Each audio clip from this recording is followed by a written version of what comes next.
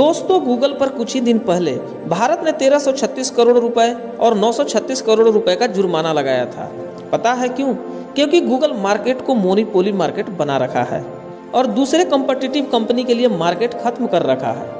यह बात भारत के कंपटीशन कमीशन ऑफ इंडिया ने कही है और साथ में यह भी चेतावनी दी है, आप इंडिया में एंटी कंपटीशन प्रैक्टिस बंद कर दीजिए।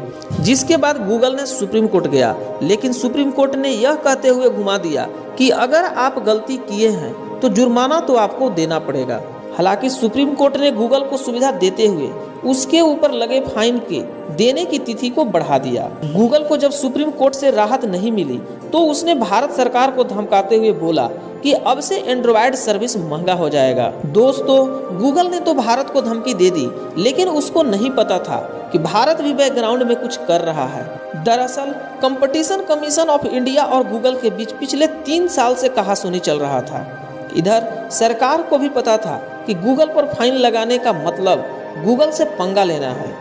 डर इस बात का भी था कि शायद गूगल अपना फ्री सर्विस बंद कर दे या गूगल अपने हर फ्री सर्विस पर भारत से मोटा रकम वसूलने लगे, या ये भी हो सकता है कि गूगल हमारे देश को छोड़कर चला जाए।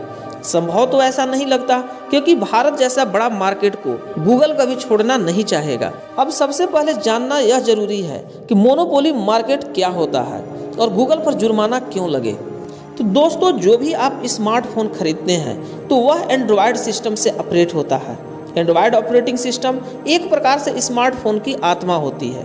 आज पूरे दुनिया में 2 ही प्रकार के एंड्रॉयड ऑपरेटिंग सिस्टम उपयोग में लिए जाते हैं, जिसमें गूगल का एंड्रॉयड और एप्पल का iOS है।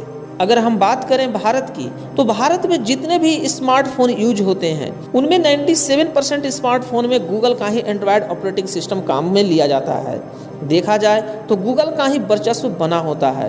अब आप नया फ़ोन खरीदते हैं तो उसमें कुछ फीचर्स पहले से प्री इंस्टॉल्ड होते हैं, जिसमें ज़्यादातर ऐप गूगल के होते हैं, जैसे Google search engine, YouTube, Gmail, browser, Google map, Google photo, Google पे।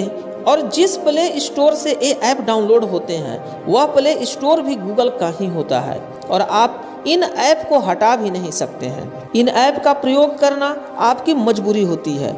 बहुत सारे लोगों को तो यह लगता है कि गूगल के इन्हीं ऐप्स के सहारे ही स्मार्टफोन काम करता है। लोगों को इंटरनेट का मतलब ही गूगल समझ में आता है, लेकिन ऐसा नहीं है। गूगल एंड्रॉयड फ़ोन बनाने वाली कंपनियों से पहले ही एग्रीमेंट कर लेता है कि हम तभी अपना ऑपरेटिंग सिस्टम आपको देंगे जब आप अपने फ़ोन में मेरे सभी ऐप्स इंस्टॉल करेंगे, जिसके चलते लोगों को पता ही नहीं चलता है कि मार्केट में और भी सर्च इंजन मौजूद हैं। गूगल का मोनोपोली यहीं तक नहीं रुकता, गूगल लोगों का डाटा भी चुराता है और एडवर्टाइजिंग कंपनी को बेच देता है। इन्हीं सभी हरकत से कंपटीशन कमीशन ऑफ इंडिया ने गूगल पर जुर्माना लगाया है। इधर गूगल और कंपटीशन कमीशन ऑफ इंडिया के बीच में कहासुनी चल ही रहा था। इन्हीं सब के बीच एक खबर आती है कि भारत अपना खुद का ऑपरेटिंग सिस्टम बना लिया है, जिसका नाम है भारोस। जैसे ही यह खबर बाहर आती है, लोगों में खुशी का माहौल हो जाता है, वहीं गूगल हिल जाता है। अब आप भी जानना चाहेंगे कि आखिर भारोस ऑपरेटिंग सिस्टम क्या है, तो आइए बताते हैं भारोस के बारे में। भारोस ऑपरेटिंग सिस्टम, जिसे लोग भारत ऑपरेटिंग सिस्टम भी कह रहे हैं। दोस्तों, भारोस को IIT मद्रास के नॉन प्रॉफिट ऑर्गेनाइजेशन के एक विंग J&K ऑप्स ने डेवलप किया है। दावा तो यह है कि यह गूगल के एंड्रॉयड ऑपरेटिंग सिस्टम को टक्कर देगा और भारत के 100 करोड़ यूजर्स को इसका फायदा होगा। अब जानते हैं कि भारोस से फायदा क्या होगा। सबसे बड़ा फायदा तो यह होगा कि अब मोबाइल में पहले से प्री इंस्टॉल्ड ऐप्स नहीं होंगे। जिस ऐप्स का जरूरत होगा सिर्फ वही ऐप आप मोबाइल में रख सकते हैं, जिससे मोबाइल में स्टोरेज भी ज़्यादा मिलेगा, क्योंकि बेकार के ऐप्स से आपका मोबाइल फुल नहीं रहेगा। यानी यह आज़ादी आपकी होगी कि आप अपने मोबाइल में क्या रखना चाहते हैं। अब जानते हैं इसके दूसरे बड़े फायदे के बारे में। आपको कोई भी ऐप डाउनलोड करना होता है, आप गूगल प्ले स्टोर से डाउनलोड कर लेते हैं, लेकिन भारोस पर गूगल प्ले स्टोर ही नहीं मिलेगी। यहाँ पर ऐप डाउनलोड करने के लिए खुद का ऐप मिलेगा पास, यानी प्राइवेट ऐप स्टोर सर्विस।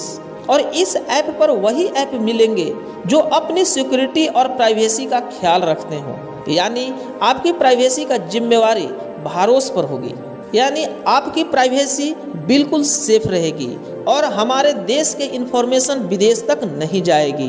अब आप सोच रहे होंगे कि हम कब तक इस ऐप का यूज करेंगे, तो आपको बता दें कि अभी तक इसके बारे में कोई जानकारी निकलकर बाहर नहीं आई है, लेकिन ऐसा कहा जा रहा है भारोस सबसे पहले इस देश के उन स्थानों पर प्रयोग में लिया जाएगा जहां सिक्योरिटी का मामला होता है, जैसे पीएमओ ऑफिस, इसरो, भारतीय सेना के बीच। अब आपका एक सवाल दिमाग में घूम रहा होगा कि भारोस गूगल जैसा होगा या गूगल से अलग होगा।